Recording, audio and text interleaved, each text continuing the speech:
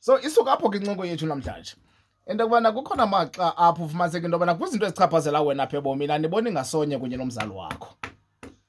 Ingangathi ngenye ixesha mhlawumbi udela umthetho ngoba siyazi abazali bethu abazali bethu ngabantu abakwaziyo ukuzithoba.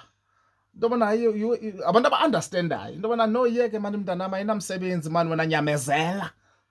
Yeke mani suyihoya mntanam mani, nyamezela. Mhlawumbi sawusithi kuye mzali, he mzali, andizokwazi uyimela laa nto iqhubeke emhlobeni ne-F_M, in fact ndidikwe finish in fact, yeah. Kanti into yobana ndawuyeka laa msebenzi.